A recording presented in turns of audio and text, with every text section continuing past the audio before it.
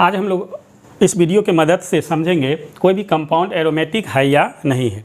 कैसे समझते हैं कोई भी कंपाउंड एरोमेटिक होता है? सबसे पहले कंपाउंड साइक्लिक होना चाहिए। एरोमेटिक कंपाउंड होने के लिए पहला कंडीशन है कि कंपाउंड जो है वो आपका साइक्लिक होना चाहिए। दूसरा है प्लेनर। प्लेनर का मतलब हो गया कार्बन का हाइब्रिडाइजेशन sp2 होना चाहिए। कार्बन का हाइब्रिडाइजेशन, प्रत्येक कार्बन का हाइब्रिडाइजेशन sp2 होना चाहिए, साइक्लिक प्लेनर। दूसरा होता है हक्केल्स रूल्स, मतलब ऑवे हक्केल रूल, जो हक्केल्स के रूल को पालन करे। हक्केल्स रूल का मतलब होता है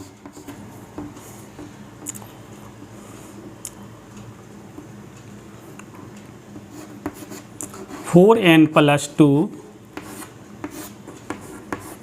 पाई इलेक्ट्रॉन। इसका मतलब होता है odd pair pi electron, odd pair pi electron, odd pair pi electron, मतलब कंपाउंड में ओड पेयर पाई इलेक्ट्रॉन होना चाहिए। कहने का मतलब दैट इज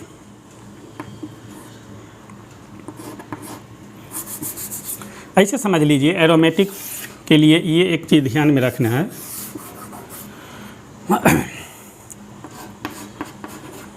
जैसे अगर कंपाउंड एरोमेटिक है तो क्या करना है, number of pi electron by 2, और ये जो बराबर में जो आएगा वो ओड नंबर आना चाहिए, ओड नंबर। इसका मतलब कंपाउंड एरोमेटिक हो जाएगा। पहला हम ये देखेंगे कि कंपाउंड साइक्लिक है कि नहीं है। दूसरा देखेंगे प्लेनर होना चाहिए। प्लेनर का मतलब कार्बन का हाइब्रिडाइजेशन sp2 होना चाहिए। ये हाइब्रिडाइजेशन कैसे निकाला जाता है, ये हाइब्रिडाइजेशन निकालने का वीडियो दूसरे वीडियो में हाइब्रिडाइजेशन के बारे में हम एक्चुअली पहले ही बता चुके हैं। वो भी हक्केल्स रूल। हक्केल्स रूल का मतलब होता है 4n+2 पाई इलेक्ट्रॉन। इसका मतलब होता है ओड पेयर पाई इलेक्ट्रॉन। कहने का मतलब कंपाउंड में ओड पेयर पाई इलेक्ट्रॉन होना चाहिए। या आप ये ट्रिक है, ये आप ध्यान रखेंगे। नंबर ऑफ पाई इलेक्ट्रॉन, जितना पाई इलेक्ट्रॉन होगा उसमें 2 से डिवाइड करेंगे। डिवाइड करने के बाद अगर ओड नंबर आता है, इसका मतलब वो कंपाउंड जो है वो आपका एरोमेटिक हो जाएगा। ये पाई इलेक्ट्रॉन कहाँ कहाँ होता है? ये जो पाई इलेक्ट्रॉन है कहाँ कहाँ होगा? तो जहाँ भी निगेटिव चार्ज होगा इसमें 2 पाई होगा, 2 पाई इलेक्ट्रॉन। लोन पेयर, इसको ऐसे अगर दिया रहे कहीं भी तो इसको हम लोग बोलते हैं लोन पेयर। अगर लोन पेयर हो तो इसको हम लोग बोलेंगे इसमें भी 2 पाई इलेक्ट्रॉन होता है। तो निगेटिव चार्ज में भी 2 पाई इलेक्ट्रॉन, लोन पेयर में भी 2 पाई इलेक्ट्रॉन। अगर कहीं पॉजिटिव चार्ज हो तो इसमें पाई इलेक्ट्रॉन नहीं होता है, इसमें पाई इलेक्ट्रॉन नहीं होता है। तो ये ध्यान रखना है। अब जैसे देख लीजिए कोई कंपाउंड है, हम चेक कर रहे हैं,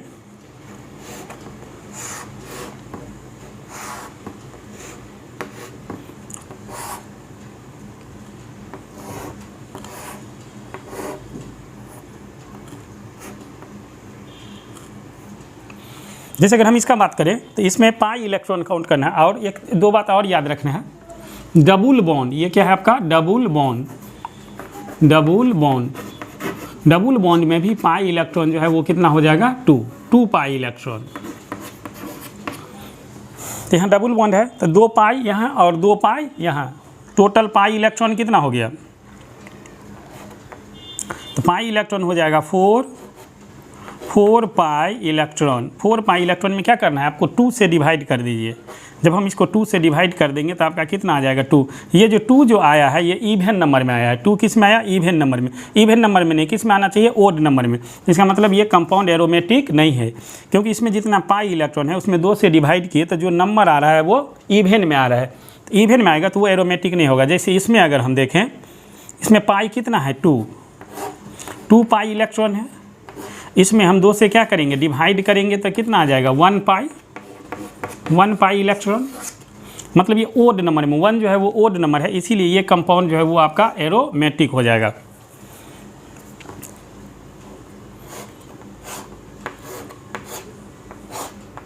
अगर हम ऐसे बात करें, ऐसे लिखें double bond double bond double bond, जहाँ भी डबल बॉन्ड होता है वहाँ 2 पाई इलेक्ट्रॉन होते हैं, जहाँ भी डबल बॉन्ड होगा वहाँ पर 2 पाई इलेक्ट्रॉन होगा। तो 2 4 और 2 6, तो 6 पाई है, 6 है, 6 में 2 से क्या करेंगे डिवाइड करेंगे, कितना आएगा 3। ये जो 3 आया वो ओड नंबर आया, इसका मतलब ये भी कंपाउंड जो है वो आपका क्या हो जाएगा, एरोमेटिक हो जाएगा। जैसे अगर इस तरह से लिखा हुआ है,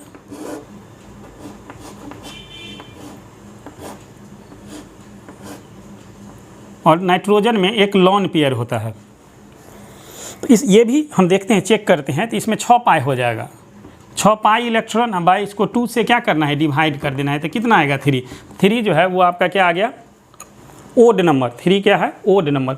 इसका मतलब ये भी जो है वो क्या हो जाएगा, एरोमेटिक हो जाएगा। 2 पाई यहाँ, 2 पाई यहाँ और 2 पाई यहाँ, कितना टोटल पाई इलेक्ट्रॉन हो गया 6, उसमें 2 से क्या किए भाग दिए, तो कितना आ गया 3। तो ये भी कंपाउंड जो है वो आपका एरोमेटिक हो जाएगा। फिर से सुनिए, कंपाउंड क्या होना चाहिए, साइक्लिक। दूसरा कंडीशन क्या है, प्लेनर होना चाहिए। प्लेनर का मतलब कार्बन का हाइब्रिडाइजेशन sp2 होना चाहिए। उसके बाद ओबे हकेल्स रूल, हकेल्स रूल का मतलब होता है 4n+2 पाई इलेक्ट्रॉन। इसका मतलब ओड पेयर पाई इलेक्ट्रॉन, मतलब जो कंपाउंड है उसमें ओड पेयर पाई इलेक्ट्रॉन होना चाहिए। यह सबसे अच्छा ट्रिक है, आप ये ट्रिक अपनाएंगे आपको उससे पता चल जाएगा। ये तो होना ही चाहिए, ये होना चाहिए, ये होना चाहिए। अगर ये आपको समझ में नहीं आ रहा है तो ये ट्रिक आप अपना लीजिए। एरोमेटिक होने के लिए क्या है, नंबर ऑफ पाई इलेक्ट्रॉन में 2 से भाग देंगे, नंबर ऑफ पाई इलेक्ट्रॉन में 2 से भाग देंगे। अगर वो ओड नंबर आ जाता है तो इसका मतलब कंपाउंड जो है वो एरोमेटिक हो जाएगा। अगर ओड में नहीं आ रहा है तो कंपाउंड जो है वो एरोमेटिक नहीं होगा। जैसे एक एग्जाम्पल और ले रहे हैं, जैसे अगर इसी में इस तरह से अगर हम लिखें, यहाँ पर डबल बॉन्ड है और यहाँ पर हम क्या दे दिए, माइनस, तो माइनस में भी 2 पाई होता है, 2 पाई इलेक्ट्रॉन यहाँ, और डबल बॉन्ड है तो 2 पाई इलेक्ट्रॉन यहाँ, तो टोटल पाई इलेक्ट्रॉन कितना हो गया 4 में हम 2 से क्या करेंगे, भाग देंगे, तो कितना हो जाएगा 2। तो ये इवन नंबर में आ गया, इसीलिए ये भी जो है वो एरोमेटिक कंपाउंड्स नहीं है। कोई भी कंपाउंड एरोमेटिक होगा या नहीं होगा, उसके लिए आप एक चीज़ सबसे पहले तो ये आपको ये देख लेना है, कार्बन का हाइब्रिडाइजेशन sp2 होना चाहिए। तो इसमें अगर देखेंगे, चेक करेंगे तो कार्बन का हाइब्रिडाइजेशन sp2 होता है। यहाँ पर कार्बन का हाइब्रिडाइजेशन sp3 नहीं होगा, क्या होगा sp2, क्योंकि ये जो माइनस चार्ज है वो रिजोनेंस कर लेता है। माइनस चार्ज जब रिजोनेंस कर लेता है तो वहाँ पर कार्बन का हाइब्रिडाइजेशन sp2 ही होता है। लेकिन अगर जैसे CH3 है और यहाँ पर माइनस है, तो यहाँ पर कार्बन का हाइब्रिडाइजेशन sp3 हो जाएगा, क्योंकि यहाँ का जो माइनस है वो रिजोनेंस नहीं कर रहा है। अगर माइनस रिजोनेंस में चला गया है तो उसके वजह से हाइब्रिडाइजेशन जो है वो कार्बन का क्या हो जाता है, sp2 हो जाता है। अगर रिजोनेंस में नहीं जाएगा तब हाइब्रिडाइजेशन जो है वो क्या हो जाएगा, sp3 होगा। तो अब इससे आपको कोई भी कंपाउंड एरोमेटिक है कि नहीं है ये आपको पता चल गया होगा।